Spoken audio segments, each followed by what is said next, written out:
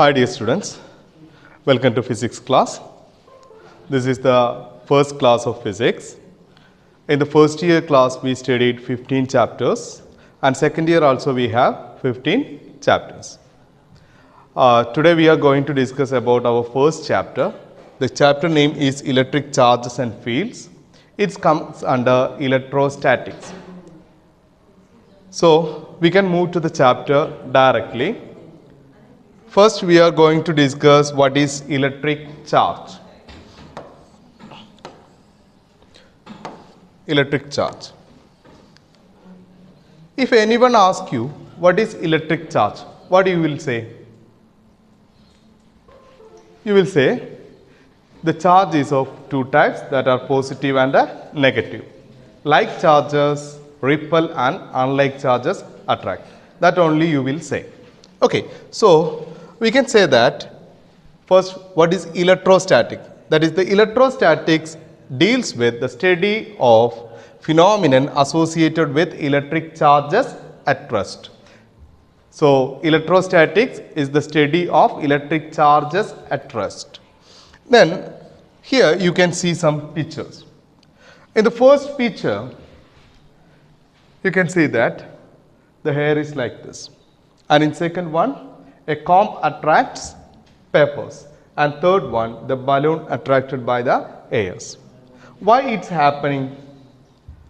It is because of there is a charge. Okay. So there is a charge on that particular point. That charge is said to be static.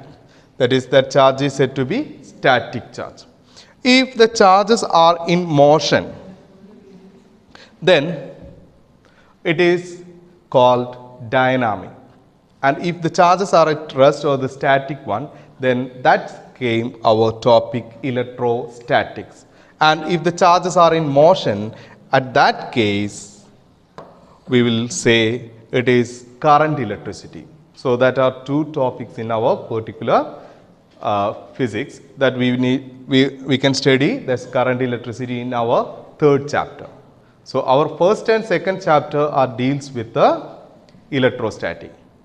Okay, so this chapter is the part of electrostatics. In the electrostatics, we are going to study about the static charge. Okay, then now we can move to our topics. Before that, we already told electrostatics and current electricity. So electrostatics deals with the charges are in stationary or rest, and the current electricity which deals with when the charges are in motion. Okay, then concept of electric charge.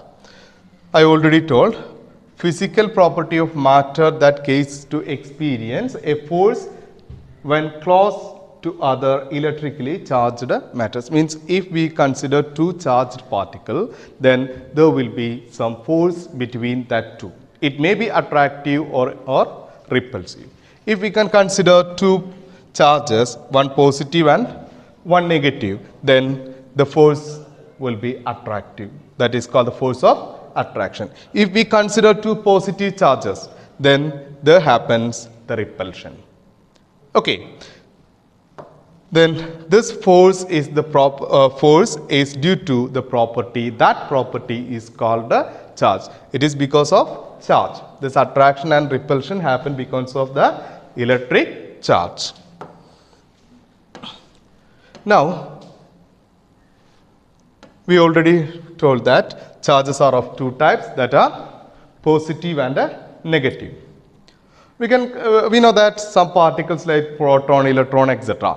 Then the proton is said to have positively charged one. Protons have positive charge, and that of electrons that having negative charge. And the magnitude of this charge is 1.6 into 10 raised to minus 19 coulomb. That is the magnitude of this charge. That is E is equal to 1.6 into 10 raised to minus 19 coulomb. Okay, and the charge is a scalar quantity. Charge is considered to be a scalar quantity. Then there are some properties of charges, that is very important one. Then charge is like mass, that is it is fundamental intrinsic property of matter. Okay, charge like mass. Charge massine പോലെ തന്നെ എന്താണ് മാറ്ററിന്റെ property കാണിക്കുന്ന ഒന്നാണെന്ന് പറയാം. So charge carried by a proton is positive, that we already discussed. The charge carried by a proton is positive and that carried by an electron is negative. And unlike charges attract and like charges repels. Here we can see that pictures. The first one, two negative charges, that negative charges repels, and the second one, two positive charges, that also repels. And here one negative and one positive charge is there, then there is a attraction. Okay. Then again, the properties itself, that is the force between charge varies as the inverse square of their separation. Means the force is varies with distance, like inverse square.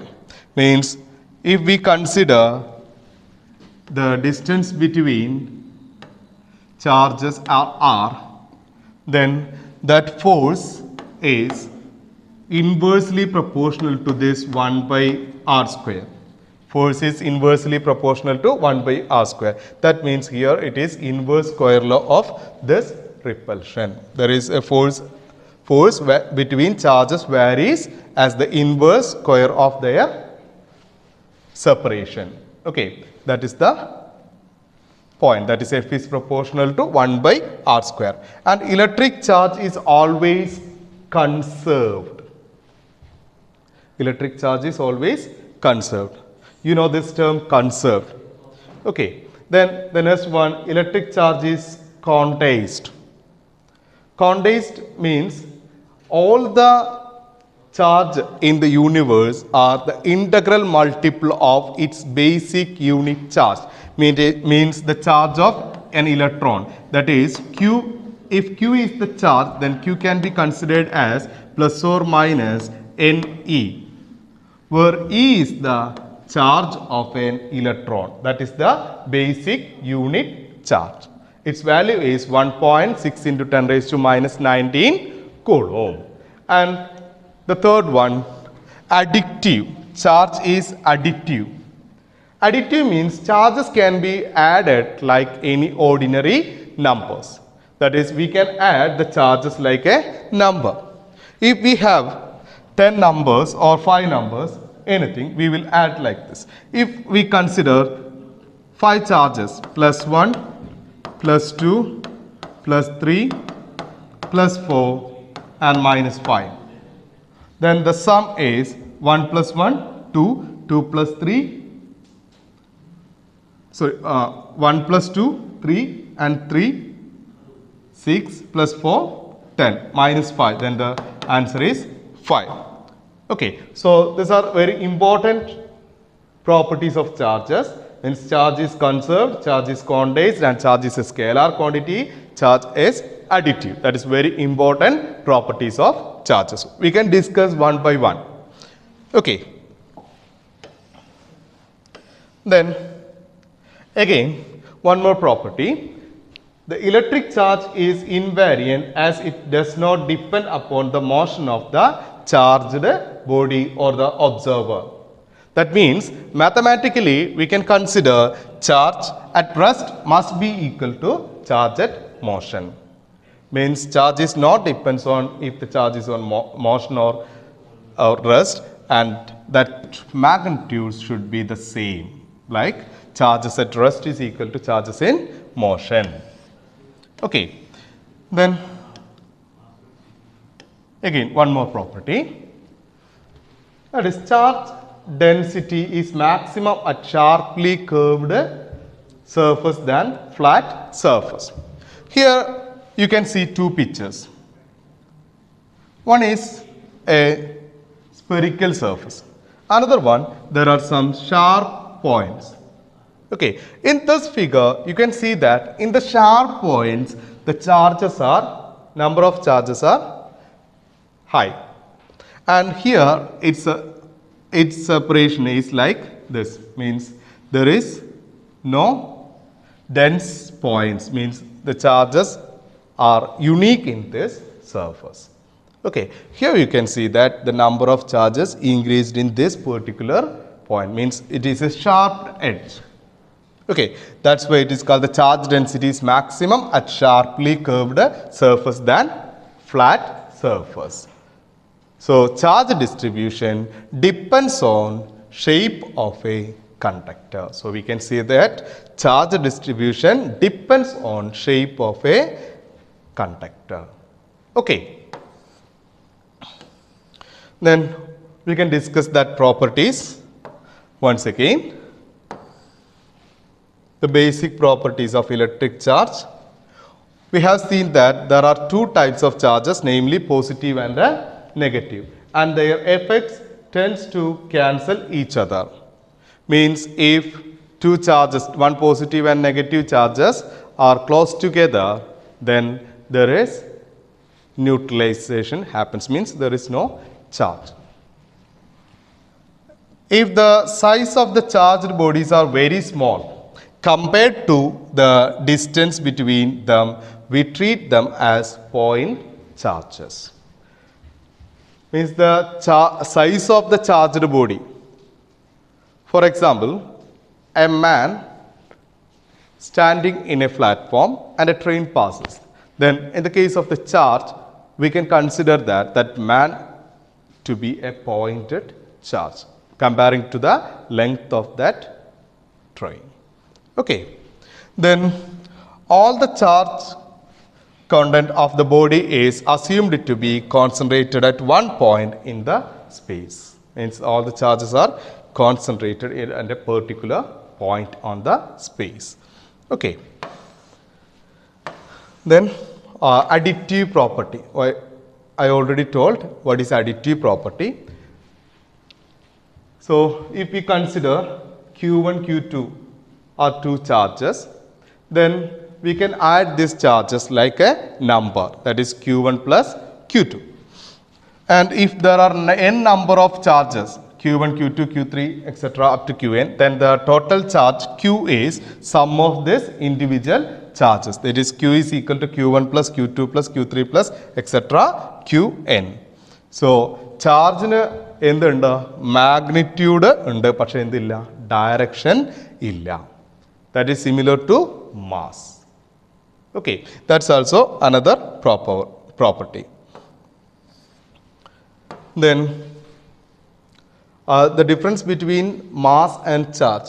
Mass of a body is always positive, whereas charge can be either positive or negative. In the case of a mass always positive, but the charge can be either positive or negative. Proper signs have been used to while adding the charges in system. If we adding the charges, we will use proper signs. That is the example. The same example here also we are discussing. Hence, if 5 charges plus 1 plus 2 plus 3 plus 4 and plus 5, and the total charge should be 5, and the unit are same. Okay. Then quantization of charges, that also I already discussed. That is, the total charge is the integral multiple of its basic unit charge. That is, experimentally it is established that all the free charge are integral multiple of basic unit of charge denoted by E. That is, Q is equal to plus or minus NE. Okay. So this basic unit charge is the charge of an electron or proton. Its value is 1.6 into 10 raised to minus 19 coulomb. By the convention, the charge on an electron is taken to be negative. In the case of a charge of an electron, we will take it as negative. And therefore, the charge on the electron is written as minus E, and that of proton is written as plus E. Okay. Then the next property, conservation of charges. Law of conservation of charge. The law of conservation of electric charge state that for an isolated system, the net electric charge always remains constant. For an isolated system, the net charge remains constant. That is, if we consider two charged bodies A and B, if they are in contact, after the contact, the charges are distributed like this. In the first case, there is 5 charges are there and the second body having 7 charges. After collision or after contact, the A body having 6 charges and the B also having 6 charges. So total before contact, the two bodies having 5 plus 7, the value is 12, and after contact also 6 plus 6, its value is 12. Okay, so the charge are transferred from one object here B to A because the number of charges are high on B only. So B to A, but the total charge is always constant for the system. That's the law of conservation of electric charge. So the law of conservation of electric charge states that for an isolated system, the net electric charge always remains constant. Okay. For an example, we can consider a glass rod is rubbed with silks. Then this glass rod becomes positive and the silk becomes negative. That is, the glass rod loses electrons and it's gained by the silk. Okay. So there are some examples. The first one, glass rod got positive charge when it is rubbed with plastic rod. Then plastic rod will get negative charge. Like that, positive charged bodies and negative charged bodies are shown here. Cat's fur and a silk cloth, dry hair, comb, woolen carpet or blanket, rubber shoes, glass, silk, ebonite, polythene. These are some examples. If we rub this to this first column, the particle will having the positive charge and the second column there will be negative charge. Okay. Then the presence of charge can be measured by using an equipment that is called gold leaf electroscope. So we can measure the charging, if a body is charged or not.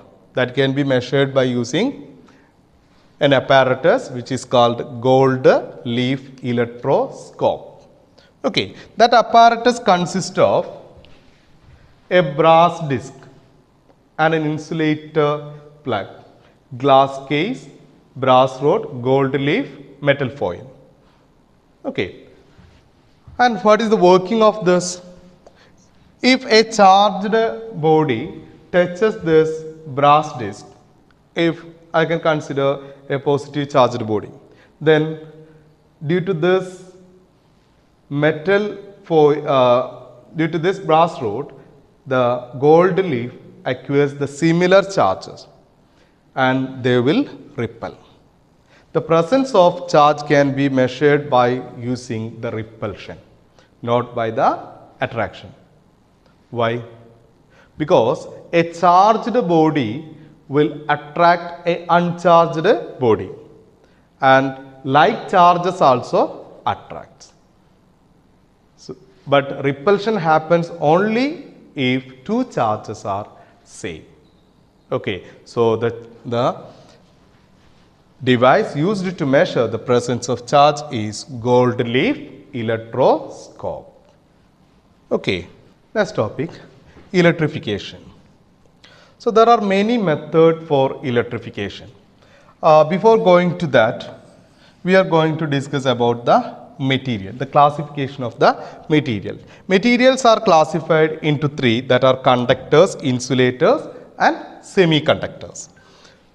Based on this, we know that conductors having many number of electrons and many free electrons are there, it allow the charges to pass through. And in the case of insulators, that is doesn't allow the charges to pass through, and the semiconductors that comes between the conductors and the insulator. Okay. Then first one, conductor. A conductor is a material through which charge flows easily. And examples, all the metal. Most of the metals are good conductors. Means there are many free electrons on this conductors. Okay. Then second one, insulator. A insulator is a material through which charge flows poorly or not at all. Okay. Example, silk and cotton threads, rubber, namely plastic are good insulators. Examples, silk, cotton, rubber, plastic, etc. Okay. Then semiconductors. Electrical properties of semiconductors lies in between conductor and insulators. Major examples are germanium, silicon, gallium, arsenic, etc. This semiconductor we will discuss in our last chapter. Okay. Then electrification. We are coming to electrification. So how we are going to charge a body? That's comes under this. There are basically three methods are there. The first one, charging by friction, and second one, charging by conduction, and third one, charging by induction. These are the three methods for electrification: charging by friction, charging by conduction, charging by induction. Okay. We can discuss one by one. The first one, charging by friction. So, in the case of a charging by friction, we will rub one object into another. That is, if we consider a glass rod and a silk cloth, you rub this glass rod and silk. Then this glass rod loses some electrons that is gained by our silk cloth. So, the glass rod attains positive charge and silk attains negative charge. So, here glass rod loses electron and it's gained by silk cloth. So, we can say that the glass rod having positively charged and silk cloth negatively charged. This process is called charging by friction. Okay, charging by friction. Then next one, charging by induction. Charging by induction. Here there is no direct contact. When a charged object is brought close to uncharged object, if a charged object got into an uncharged object, then negative charges of uncharged object get accumulated on the left side. We can see here, if a charged object is close to this one, then the charges accumulate on the other side of this body. Okay. This process is called the charging by induction, means charge is induced. If a positive charged body is close to this one, this will attain the place where facing this positive charge. At that place, the object will attain a negative charge, and the face that is opposite to that of it obtains a positive charge. If a negative charged body is faces to like this, then this face obtain positive charge and this face obtain negative charge. Okay, that is the method of charging by induction. So, in the case of induction, there is no direct contact. Without contact, a body induced a charge, because in the presence of a charged body, an uncharged object gets charged. Okay, that is the process which is called charging by induction. In test, there is two examples. Here you can see an uncharged spheres. So, a positively charged rod is close to this one. That spheres are touched, then this face obtain negative charge and the opposite face obtain positive charge. Okay. Then if we detach this, then this first body obtains a negative charge and the second body obtains positive charge. When the spheres are separated, the charge get equally distributed. In the first case, uncharged metal spheres and a positively charged rod charges one sphere with negative charge and another sphere automatically gets positively charged. When they separate, the charges get equally distributed. Okay, and one more example. We can consider a metal ball. There is no charge. If we consider a positively charged rod and we close this into the first one, means first phase. So that phase acquires a negative charge and here the opposite phase acquires a positive charge. If we ground this positive charged place, the charges get neutralized. Then if we remove this positive charge from here, then the bulb get fully negatively charged. Okay, that are two examples for this. Then the third one, charging by conduction. Charging by conduction. Here also two bodies are there. One is charged one, another one is uncharged one, but they are in contact. Okay, so for the conduction purpose, two bodies must be in contact. When its uncharged object is touched into an uncharged object, charges from charged object gets equally distributed on the uncharged object as it is touched. Okay, so due to that, the uncharged body gets charged. Okay, so that are the three ways of charging. That is first one we discussed, friction. So in the case of friction, direct contact is this. There means we rubbed two bodies. Then from one body, the electrons loses and the another body gain that electrons. Okay, and in the second case, charging by induction. There is no direct contact, but in the presence of a charged body, an uncharged body gets charged. And the third case, there is direct contact is there. Due to that direct contact, a uncharged body gets charged. Okay, so these are the three methods of charging. Okay, so these are the topics in this part.